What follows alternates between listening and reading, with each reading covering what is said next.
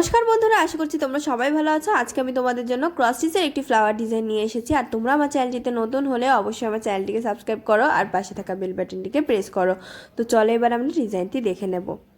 তো এখানে আমি প্রথমে লাল রঙের উল নিয়ে নিয়েছি। দেখো, এটি দিয়ে প্রথমে আমি একটি ক্রস স্টিচ তুললাম। এবার দুই সাইডে একটি একটি করে বাড়িয়ে মোট 3টে ক্রস স্টিচের একটি লাইন তৈরি করব। তো দেখো 3টে 4 কিন্তু তোলা হয়ে গেল। এবার আমি ক্রস স্টিচগুলো কমপ্লিট করে নেব।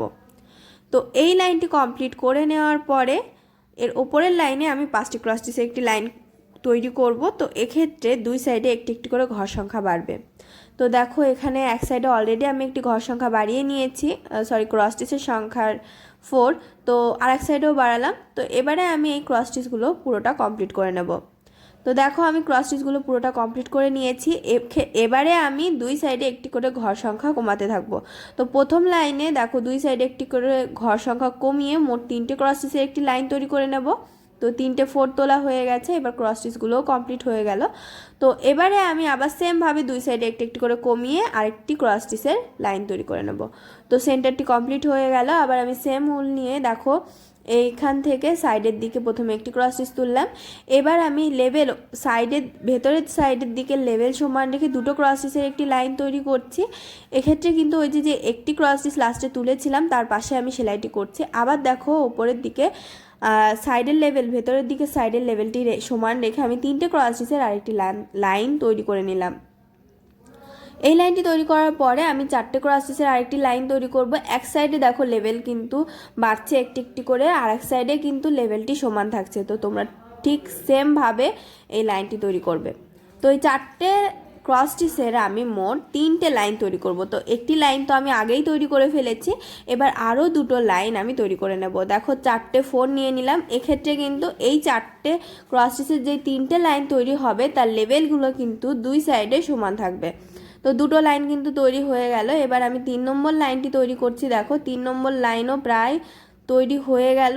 তো এবার আমি 4গুলো কমপ্লিট করে নিলেই লাইনটি তৈরি হয়ে যাবে। দেখো 3টে লেভেল কিন্তু সমান থাকছে। তো এটি তৈরি করার পরে সেন্টার বরাবর শুধু দুটো ক্রস স্টিচ আমি তৈরি করে নেব।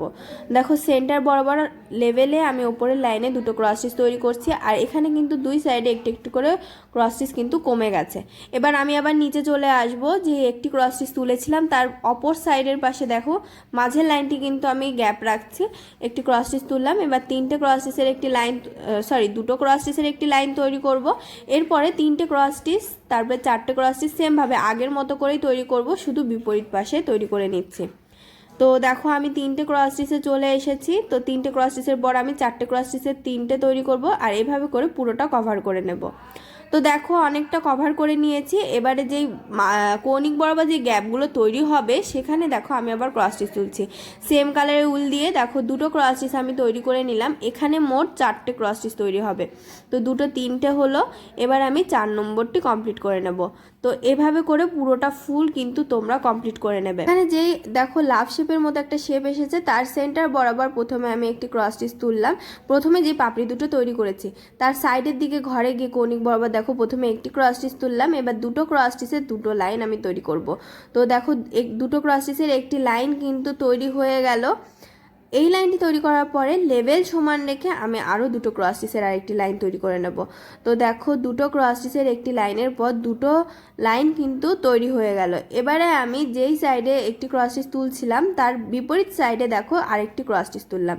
মানে এক সাইডে 3টে করে বাড়লো দেখো লম্ব বরাবর, আবার আর এক সাইডে 3টে করে লম্ব বরাবর লাইন। আবার সেমভাবে দেখো দুটো ক্রস স্টিচ আমি তৈরি করছি। আর এক্ষেত্রে কিন্তু লেভেল যেখানে আমি সমান রাখছি দেখো তার বিপরীত সাইডে যে ক্রস স্টিচ আছে সেখানে আমি একটি ক্রস স্টিচ এক্সট্রা নিচ্ছি। তো দেখো এখানে আমি দুটো লাইন তৈরি করে নিলাম। এবার দেখো যেই সাইডে লেভেল এত সময় সমান রাখছিলাম আমি 3টে ক্রস স্টিচের লাইনে সমান রেখেছি, তার বিপরীত সাইডে আমি ক্রস স্টিচটি তুললাম। আবার দেখো কৌণিক বরাবর ঘরে এসে একটি ক্রস স্টিচ নিলাম। এবার আমি দুটো ক্রস স্টিচের দুটো লাইন তৈরি করব কৌণিক বরাবর এসে। তো দেখো প্রথমে দুটো ক্রস স্টিচের লাইন তৈরি করলাম। এটা তৈরি করার পর এর উপরেই লেভেল সমান রেখে আমি আরও দুটো ক্রস স্টিচের লাইন তৈরি করছি। তো এটা কিন্তু অনেকটা বক্সের মতো দেখাচ্ছে, তোমরা দেখতেই পাচ্ছ। তারপরে দেখো এর কৌণিক বরাবর এই বক্সটির কোনাকুনি বরাবর দেখো একটি ক্রস স্টিচ, যেই পাশে তোমার পাপড়িটি আছে সেখানে একটি ক্রস স্টিচ তুললাম। এবারে আমি এই ক্রস স্টিচটির ওপরে আরও দুটো ক্রস স্টিচের একটি লাইন তৈরি করব। তো এই লাইনটি তৈরি করার পর লাস্টে যে ক্রস স্টিচটি কমপ্লিট করলাম তার উপরে আরেকটি ক্রস স্টিচ আমি তৈরি করে নিলাম। তো একটি সাইড কমপ্লিট হয়ে গেল, বিপরীত সাইডেও কিন্তু সেমভাবে তোমরা সেলাই করে নেবে।